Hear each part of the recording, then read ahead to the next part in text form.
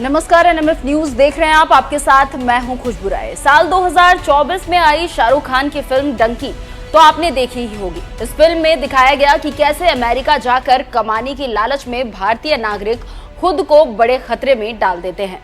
America जाने का एक ऐसा रूट जो नर्क से कम नहीं था। अमेरिका जाने की चाहत ऐसी कि कांटों भरी राह भी मंजूर। इस मुश्किल राह के लिए भी कोई अपनी जमीन बेचता है, तो कोई गहने, तो कोई कर्जा लेकर ये चाहत पूरी करता है।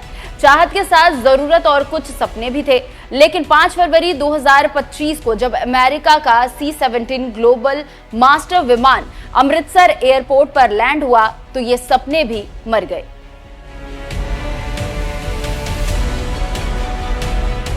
राष्ट्रपति बनते ही डोनाल्ड ट्रंप ने अवैध प्रवासियों को बाहर का रास्ता दिखाना शुरू कर दिया है। इनमें कुछ भारतीय भी शामिल है जो अवैध रूप से अमेरिका में रह रहे थे। अमेरिकी विमान से करीब 104 भारतीयों को भारत लाया गया। अमेरिकी कानून के हिसाब से ये सभी लोग अवैध तरीके से वहां रह रहे थे।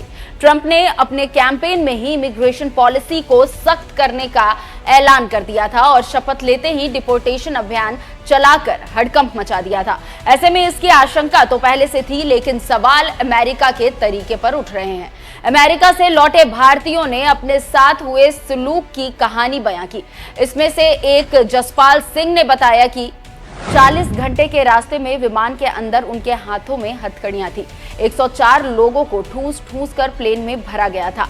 इस लंबे सफर में उन्होंने खाना भी हथकड़ियों के साथ ही खाया। पाँव में भी बेड़ियां थी। भारत पहुंचने के बाद बेड़ियां खोली गई। हम बहुत दुखी और हताश है। किसी को नहीं, खुद की किस्मत को दोष दे रहे हैं। कर्जा लेकर अमेरिका गए थे। अमेरिका ने खुद एक वीडियो साझा कर बताया कि किस तरह अप्रवासियों के साथ कैदियों जैसा सलूक किया जा रहा है। यूएस बॉर्डर पेट्रोल के अध्यक्ष माइकल डब्ल्यू बैंक्स ने ये वीडियो शेयर किया, जिसमें देख सकते हैं आप कि लाइन में लगे लोग धीरे धीरे आगे बढ़ रहे हैं क्योंकि इनके पैरों में बेड़ियां बंधी हुई है। दोनों हाथों में हथकड़ियां हैं और इस वीडियो के साथ बकायदा लिखा गया है कि अमेरिकी बॉर्डर पेट्रोल यूएसबीपी ने अवैध एलियंस को सफलतापूर्वक भारत भेजा। ये अब तक के सबसे लंबी डिपोर्टेशन फ्लाइट थी जिसके लिए मिलिट्री एयरक्राफ्ट का इस्तेमाल किया गया। यह मिशन अवैध प्रवासियों के निष्कासित करने की हमारी प्रतिबद्धता को दिखाता है। आप अवैध रूप से सीमा पार करते हैं तो आपको वापस भेजा जाएगा। हाथ में हथकड़ियों वाली कई तस्वीरें भी सामने आई, जिसके बाद ट्रंप के इस तरीके की आलोचना होने लगी। इन प्रवासियों में महिलाएं और बच्चे भी शामिल थे। बावजूद इसके ट्रंप ने नरमी नहीं बरती और सैन्य विमान और सैनिकों को डिपोर्टेशन अभियान में लगाया। उनको किसी अपराधी की तरह अपने देश भेजा गया, जबकि उनके खिलाफ कोई मामला दर्ज नहीं है। हाँ, वे अमेरिका में बिना किसी वैध कागज के रह रहे थे और अमेरिका में किसी अपराध से कम नहीं है ये बात। ट्रंप कई मौकों पर अवैध प्रवासियों को एलियंस और अपराधी भी कह चुके हैं। वहीं डिपोर्टेशन से पहले प्रवासियों के परिवार को भी इस बारे में कोई जानकारी नहीं दी गई। अमेरिका से लौटी गुजरात की एक महिला के परिवार का कहना है कि उनकी बेटी कैदी नहीं थी। ऐसे में बेड़ियां पहनाना टॉर्चर है।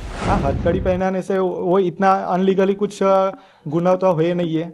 जो गए वहां से आए, लेकिन फिर भी वहां पे हथकड़ियां पहना के उनको यहाँ पे लाया गया है। हरियाणा के अंबाला के सुशील कुमार ने बताया कि उनका बेटा एजेंट के जरिए 40-45 लाख रुपए देकर अमेरिका गया था। वो 4 महीने में अमेरिका पहुंचा। एजेंट की बातों में आकर उन्होंने अपनी दुकान बेच दी, पेंशन के सारे पैसे दे दिए। सुनील कुमार इस दौरान डंकी रूट बताने वाले एजेंट पर भी कार्रवाई की मांग कर रहे हैं। 40-45 लाख रुपया लग गया है और ये 19 तारीख को जो है यूएस से बॉर्डर पार कराया था इसने और तुरंत यदि पकड़ के उन्होंने जो है ना इसको अपने पास रखे 5-7 दिन और फिर उसके बाद यहाँ वापस करती है।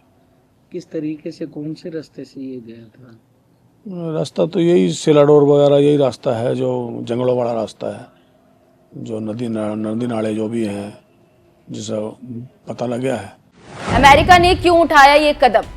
20 जनवरी को शपथ लेते ही ट्रंप ने अवैध अप्रवासियों के एंट्री बैन के लिए एग्जीक्यूटिव ऑर्डर पर साइन कर दिया था। ट्रंप का मानना है कि दूसरे देशों से आए अप्रवासियों के कारण अमेरिकी नागरिकों के रोजगार पर असर पड़ा है। वहीं भारतीय प्रवासियों को हथकड़ी और बेड़ियों में भेजने के दावे पर विपक्ष ने सरकार को घेर लिया। संसद के बाहर विपक्षी सांसदों ने हाथ में हथकड़ियां लगाकर प्रदर्शन किया। संसद के अंदर भी भारतीयों के डिपोर्टेशन पर जमकर हंगामा हुआ। मैं ये कहूंगी कि बहुत बातें की गई कि मोदी जी, ट्रंप जी बहुत अच्छे मित्र हैं और मोदी जी ने ऐसे क्यों होने दिया? क्या हम अपना जहाज नहीं भेज सकते थे उनको लेने के लिए? इस तरह से क्या इंसानों के साथ बर्ताव किया जाता है कि उनको हथकड़ियां पहना के, बेड़ियां पहना के भेजा यहाँ पे? क्या विदेश मंत्री को जवाब देना चाहिए? विदेश मंत्री उनको जवाब देना चाहिए, प्रधानमंत्री जी को जवाब देना चाहिए। ये कोई तरीका है क्या? सोचिए आप, क्या सपना दिखाया रहा कि भारत विश्व गुरु बनने जा रहा है, और जो विश्व गुरु बना रहे थे वो आज सब मौन हैं। हमारा विदेश मंत्रालय क्या कर रहा था और क्या कर रहा है आज? सवाल ये कि महिलाओं और बच्चों को जो अपमानजनक परिस्थितियों में बचाने के लिए सरकार के पास क्या कामकाज है? तो एक तरफ तो वो जो हम अपनी अर्थव्यवस्था को कह रहे हैं कि हम दुनिया में यहाँ पहुँचे जा रहे हैं, वही ये अमानवीय व्यवहार हमारे भारत के नागरिकों के साथ हो रहा है। वो कौन सी परिस्थितियां थीं जब भारत से छोड़ करके जाना पड़ा इन लोगों को? इस पर संसद में बोलते हुए विदेश मंत्री एस जयशंकर ने कहा कि अवैध रूप से विदेश में रह रहे नागरिकों को वापस लेना सभी देशों का दायित्व है। हम अमेरिकी सरकार से ये सुनिश्चित करने के लिए बात कर रहे हैं कि भारतीय नागरिकों के साथ कोई दुर्व्यवहार ना किया जाए। साथ ही उन्होंने राज्यसभा में पहले हुए भारतीयों के डिपोर्टेशन का आंकड़ा भी पेश किया। 2009 number of deportees 734, 2010 799, 2011 597, 2012 530, 2013 515, 2014 591, 2015 708, 2016 1303, 2017 1024, 2018 1180, 2019 2042, 2020 1889, 2021 805, 2022 862, 2023 617, 2024 1368, 2025 104। आंकड़े बताते हैं कि अमेरिका ने अप्रवासियों को पहले भी डिपोर्ट किया है, लेकिन इस बार सवाल ट्रंप के तरीके पर उठ रहे हैं। क्या होता है डंकी रूट? डंकी रूट एक ऐसा रास्ता है जो कई देशों से गुजरता है। अगर भारत से अमेरिका जाने के लिए डंकी रूट का इस्तेमाल करेंगे तो करीब 4 महीने अमेरिका पहुंचने में लग जाएंगे। ये रूट काफी खतरनाक और जोखिम भरा होता है। इस रूट का इस्तेमाल पहले अपराधी भागने के लिए करते थे। वहीं पंजाब में डंकी शब्द का मतलब एक जगह से दूसरी जगह जाने के लिए किया जाता है, इसलिए भी इस रास्ते को डंकी रूट कहा जाने लगा। लौटे प्रवासियों का भविष्य क्या? सब कुछ दांव पर लगाकर अमेरिका गए इन प्रवासियों के सारे सपने भी दफन हो गए।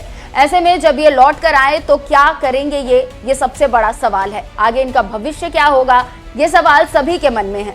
अमेरिका के पास इन सभी का रिकॉर्ड है। ऐसे में लीगल तरीके से ये लोग अमेरिका नहीं जा पाएंगे। इसी के साथ उनके अन्य देशों में जाने पर भी सवाल गहरा गया है, क्योंकि अमेरिका की ही नीति को ब्रिटेन, कनाडा, न्यूजीलैंड और ऑस्ट्रेलिया समेत 20 देश फॉलो करते हैं। वहीं अगर भारत में इनका कोई आपराधिक रिकॉर्ड नहीं है तो इनके लिए आगे की राह आसान है, वरना ये कानूनी पचड़े में भी फंस सकते हैं। पासपोर्ट में हेराफेरी की जांच होगी, मानव तस्करी के एंगल की जांच होगी, अवैध रूप से सीमा पार कर भागने पर कार्रवाई हो सकती है। अवैध इमिग्रेशन पर एक्शन पहले भी हुआ है, लेकिन इस बार अमेरिका अपने बर्ताव को लेकर दुनिया की नजर में आ गया। ऐसे में आपका इस पर क्या कुछ कहना है, कमेंट कर जरूर बताइएगा। नमस्कार।